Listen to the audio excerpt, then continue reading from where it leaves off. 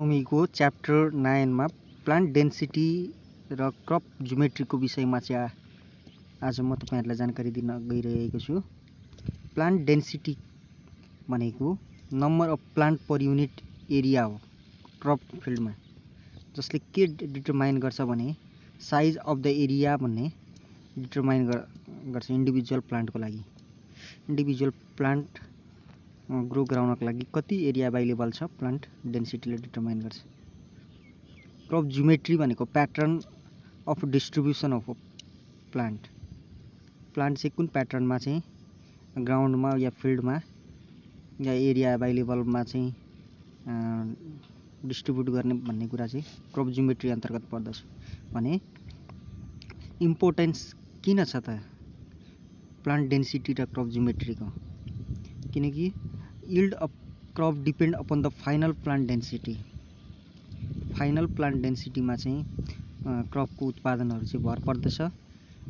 Density भनेको germination पर्सेन्टेजमा भर पर्छ र सर्भाइभल रेट जुन चाहिँ फिल्डमा त्यसमा भर पर्दछ।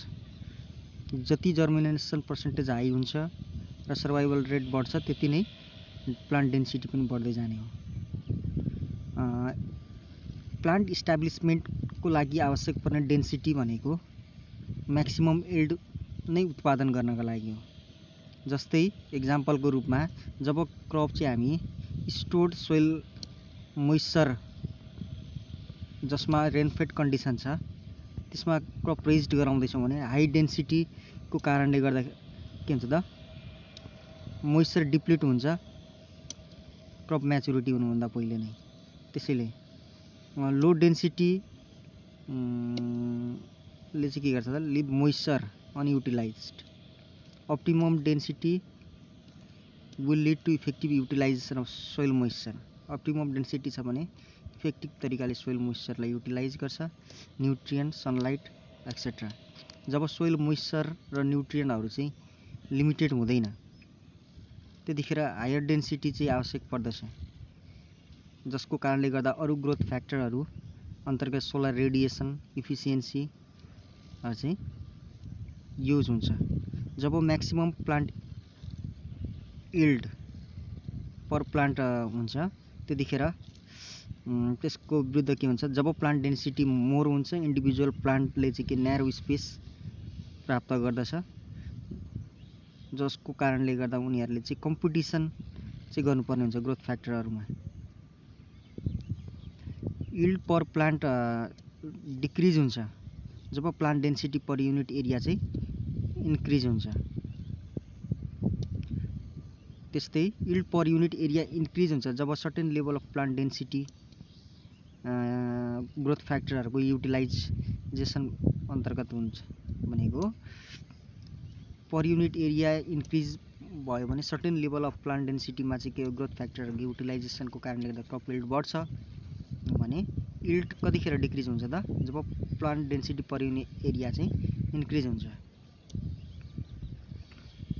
Maximum yield per unit area can therefore be obtained when the plant density is optimum. भनेको त्यसैले प्लान्ट डेन्सिटी अप्टिमम हुनु जरुरी छ।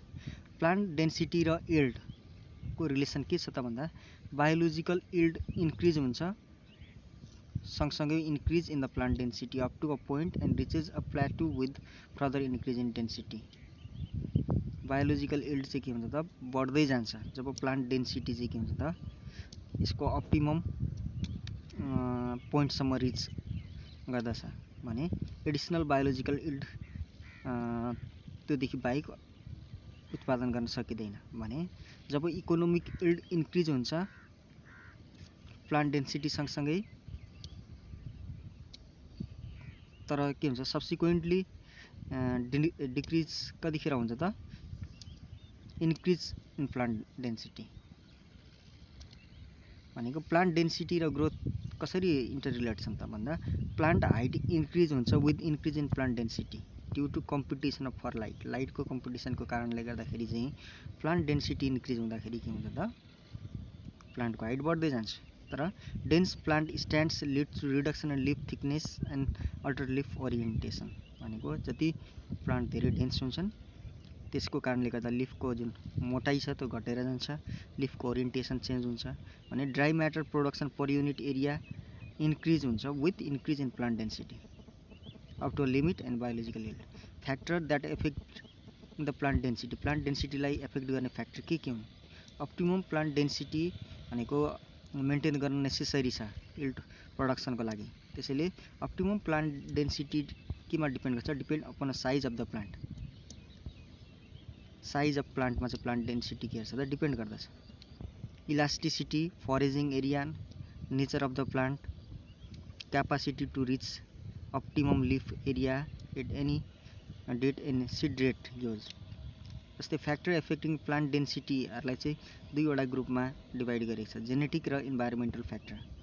जेनेटिक फ्याक्टर अन्तर्गत इन्टर्नल फ्याक्टरहरू पर्दछ, जसमा साइज अफ प्लान्ट डेन्सिटीलाई एफेक्ट गर्ने साइज अफ प्लान्ट। जस्तै volume occupied by the plant at the time of flowering decides the spacing of the crop. प्लान्टले फ्लावरिङ स्टेजमा कति भोल्युम अकुपाई गर्छ भन्ने कुराले चाहिँ प्लान्टको स्पेसिङलाई डिटरमाइन गर्छ। Plant of red gram, cotton, sugar cane etcetera occupy larger volume of space in the field compare to rice, wheat, ragi etcetera. भनेको प्लान्ट जस्तै रेड ग्राम, कटन, सुगर केनहरूले चाहिँ लार्जर भोल्युम अफ स्पेस चाहिँ flowering स्टेजमा अकुपाई गर्छ rice, wheat र रागीको कम्पेयरमा। भने even the variety of same crop differ in the size of plant. Elasticity of the प्लान्टले पनि के गर्छ त प्लान्ट डेन्सिटीलाई एफेक्ट गर्छ। Variation in the size or plant between the minimum size of the plant that can be produce some economic yield to the maximum size of the plant that can reach under unlimited space and resources is the elasticity of the plant।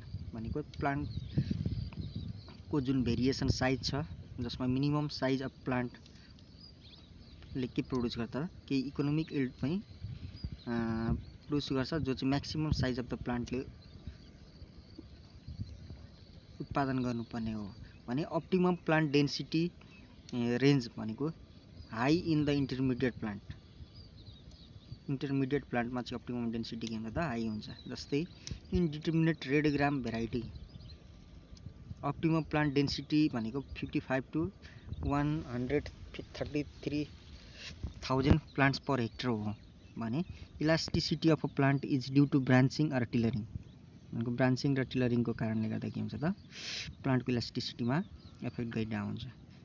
जस्तै plants like मेज, सरगम etcetera यिनीहरूको के हुन्छ the elasticity is less, hence the optimum plant density range is small. Elasticity चाहिँ less भएको कारणले गर्दाखेरि optimum plant density चाहिँ स्मल हुन्छ। Removal of axillary bud is done to get uniform and early maturity in castor crops.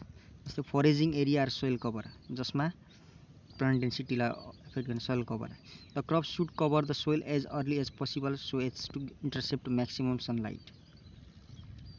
Maximum sunlight obtain गर्नको लागि क्रपले चाहिँ के गर्नुपर्छ, कभर गर्नु पर्यो सोइललाई as fast as. More interception of solar radiation lead to more dry matter production. जति धेरै इन्टरसेप्सन हुन्छ सोलर रेडिएसनको, त्यसले त्यति धेरै ड्राई म्याटर प्रोडक्सन हुन्छ। भने क्लोजली स्पेस्ड जुन प्लान्ट छ तिनीहरू इन्टरसेप्ट गर्छन् more radiation than widely spaced plants.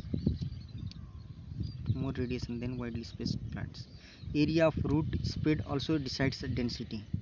रुटको कतिको एरिया स्प्रेड भइरहेछ त्यसले पनि प्लान्टको डेन्सिटीलाई के गर्छ त डिसाइड गर्दछ। ड्राई म्याटर पार्टिसनिङ, जस्तै dry matter production is related to the amount of solar radiation intercepted by the canopy, जस अन्तर्गत depend upon the plant density. As the plant density increase the canopy expands more rapidly.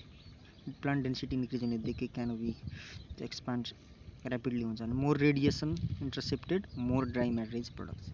Environmental फ्याक्टरले पनि के गर्छ त plant डेन्सिटीलाई effect गरिरहेको छ। भने प्राइमरी म्यानेजमेन्ट फ्याक्टर अन्तर्गत प्लान्ट डेन्सिटीमा मेथड अफ इस्टाब्लिसमेन्ट सोइङ, जस्तै ट्रान्सप्लान्टिङ अथवा ब्रोडकास्टिङले पनि के गर्छ त एफेक्ट गर्छ। जस्तै for transplanting direct drilling the genetic factor are the deciding factor on the number of plants per unit area. Transplanting तथा डाइरेक्ट ड्रिलिङमा चाहिँ के हुन्छ त जेनेटिक फ्याक्टरले चाहिँ डिसाइड गर्दछ number of plant per unit area हो। जस अन्तर्गत ब्रोडकास्टिङ फ्याक्टर अन्तर्गत टाइम अफ सोइङ, जस्तै crop is subjected to different weather condition. क्रपहरू चाहिँ बेग्ला बेग्लै वेदर कन्डिसनका लागि चाहिँ के हुन्छ तिनीहरू निर्धारण गरिएको हुन्छ। When sown at a different periods among the weather factor, the most important factor that influence optimum plant density are day length and temperature. Day length र टेम्परेचर ले के गर्छ त असर गरिरहेको हुन्छ, किनकि डिफ्रेन्ट प्लान्टको डिफ्रेन्ट वेदर कन्डिसन हुन्छ छर्नको लागि। मोस्ट इम्पोर्टेन्ट फ्याक्टर भनेको प्लान्ट डेन्सिटीलाई इफेक्ट गर्ने लेन्थ र टेम्परेचर हो भने फोटोसेन्सिटिभ भेराइटी जो छन् तिनीहरूले चाहिँ के गर्छन् त to day length resulting in change in the size of the plant भने as low temperature retard the growth. थोरै टेम्परेचर हुने बित्तिकै के गर्छ यिनीहरूको ग्रोथ घट्छ भने higher density is established for quicker ground cover. Rainfall अथवा इरिगेसन, प्लान्ट डेन्सिटी जुन छ has to be less under rainfed than irrigated condition. Rainfed कन्डिसनमा चाहिँ लेस हुन्छ र इरिगेटेड कन्डिसनमा के हुन्छ तिनीहरू बढी हुन्छ। Under higher plant density more water is lost. जति धेरै प्लान्ट डेन्सिटी हुन्छ त्यति धेरै वाटर लस्ट हुन्छ ट्रान्सपिरेसनबाट। त्यसैले अन्डर एडुकेट इरिगेसन अथवा under evenly distributed rainfall condition higher plant density is recommended. Adequate irrigation तथा इभनली डिस्ट्रिब्युसनका लागि हायर प्लान्ट डेन्सिटी चाहिँ के छ त एकदमै इम्पोर्टेन्ट छ भने fertiliser application, higher plant density is necessary to fully utilise higher level of nutrient in the soil to realise higher yield. Higher plant डेन्सिटीको लागि के आवश्यक पर्छ, फुल्ली युटिलाइज गर्नको लागि हाई लेभल अफ न्युट्रिएन्ट सोइलमा आवश्यक पर्दछ भने nutrient uptake increases with increase in the plant density. Plant density सँगसँगै न्युट्रिएन्ट के हुन्छ त बढेर जान्छ। Higher density under low fertility condition lead to development of nutrient deficiency symptom. For example rice does not respond to plant density without nitrogen application. Seed rate भनेको quality of seed sown unit area viability and establishment rate decides the plant density. कस्तो quality of seed छरिएको छ र भाइबिलिटीले पनि के गर्छ त plant डेन्सिटीलाई effect गर्दछ। अनि क्रप जियोमेट्री हेर्ने हो भने क्रप जियोमेट्री भनेको shape of the space available for individual plant. Individual प्लान्टको लागि कस्तो किसिमको स्पेस चाहिँ एभाइलेबल छ त्यो भनेको क्रप जियोमेट्री अन्तर्गत पर्दछ, जसले केलाई इन्फ्लुएन्स गर्दा क्रप यिल्डलाई इन्फ्लुएन्स गर्दछ through its influence on light interception, rooting pattern and moisture extraction. Crop geometry भनेको is altered by changing intra and intra row spacing. Crop geometry चाहिँ के हुन्छ त इन्टर र इन्ट्रा रो स्पेसिङलाई चाहिँ अल्टर गरेर पनि चेन्ज गर्न सकिन्छ। वाइडर स्पेस क्रप्स भनेको have advantage under this geometry भने plants which requires no restriction in all direction are given square geometry भनेको त्यो प्लान्ट जसलाई चाहिँ कुनै रेस्ट्रिक्सन हुँदैन कुनै पनि डिरेक्सनमा भने तिनीहरूले स्क्वायर जियोमेट्रीमा दिन सकिन्छ।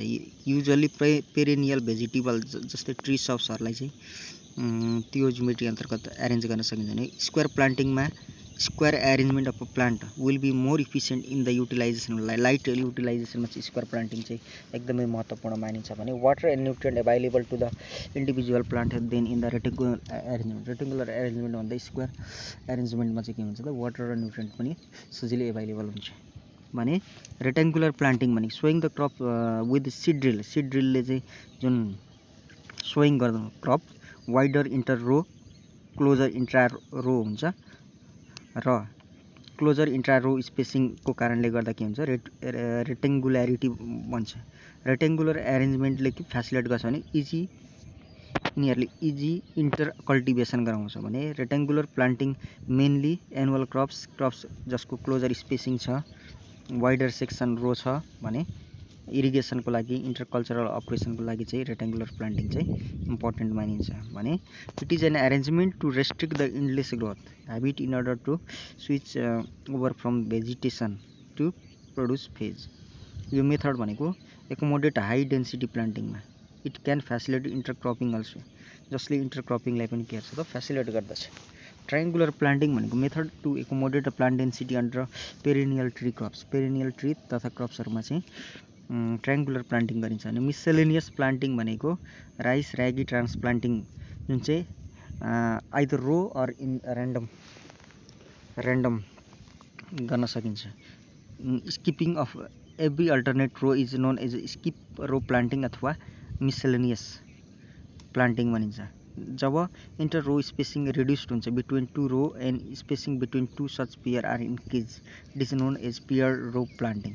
जब इन्टर रो स्पेसिङ चाहिँ के हुन्छ त घट्छ दुईवटा रो बिचको, र spacing between such pair are increase, spacing job increase हुन्छ दुई पेयर बिचको त्यसलाई भनिन्छ पेयर्ड रो प्लान्टिङ। जेनेरली किमा गरिन्छ डन टु इन्ट्रोड्युस एन्ड इन्टरक्रपको लागि। After cultivation